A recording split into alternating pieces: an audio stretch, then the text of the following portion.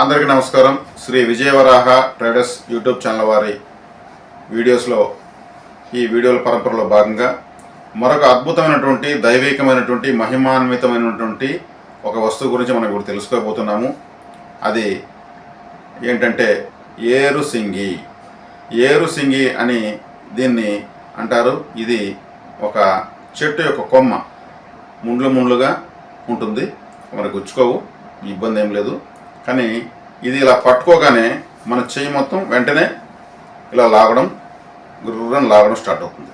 అంటే అందులో ప్రాణశక్తి ఉంది ఆ మొక్కకు. అది కట్ చేసి తీసినా కానీ అందులో శక్తి ఎక్కడికి పోదు, లైఫ్ టైం అలాగే ఉంటుంది. ఈ ఏరుసింగి అంటే ఇది తమిళ భాషలో ఏరుసింగి అంటారు. తెలుగులో ఏమంటారో నాకైతే తెలియదు, కానీ ఏరుసింగి అని మనం చెప్పుకుందాము.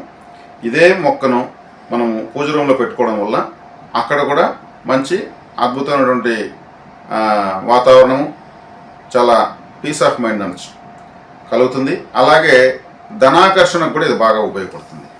ఈ ఏరుసింగి అనేది అంటే ఏరు అంటే ఎక్కడం అనే అర్థం, అంటే అభివృద్ధి చెందడం అనే అర్థం అన్నమాట. తమిళ్లో ఏరు అంటే ఎక్కువ అని. ఈ మనల్ని అభివృద్ధి చేసే దాంట్లో బాగా ఇది ఉపయోగపడుతుంది. ఇది మన దక్షిణ భారతదేశంలోనే కాదు, ఉత్తర భారతదేశంలో కూడా చాలా ప్రాచుర్యం పొందింది. ప్రాచీన కాలంలో కొంతమంది తాంత్రికులు, మాంత్రికుల చేతుల్లో కూడా ఈ ముండ్లుగా ఉన్నటువంటి పెద్ద పెద్ద కర్రలో కొయ్యలు మనం చూసామన్నమాట. అంటే వాళ్ళని ఆ స్థాయికి ఎదిగేలా చేసినటువంటిది కాబట్టి దాన్ని వాళ్ళు అలా పట్టుకొని తిరుగుతూ ఉంటారు. అదొక అద్భుతమైనటువంటి, సహజ సిద్ధమైనటువంటి, శక్తివంతమైనటువంటి, తాంత్రికమైనటువంటి ఒక కొయ్య లేదంటే కర్ర అని చెప్పచ్చు. ఎందుకంటే ఇక్కడ దీనికి ఏ మంత్రము లేదు, ఏ పూజ లేదు.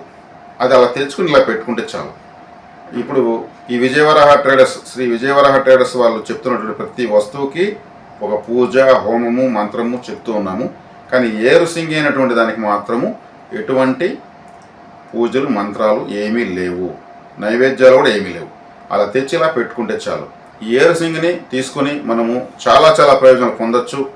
ఈ విజయవరాహ ట్రేడర్స్ అనేటువంటి యూట్యూబ్ ఛానల్ కింద డిస్క్రిప్షన్లో దీని పూర్తి వివరాలు ఉంటాయి. అంటే వెబ్సైట్ లింక్ ఉంటుంది, phone number, WhatsApp phone number ఉంటుంది.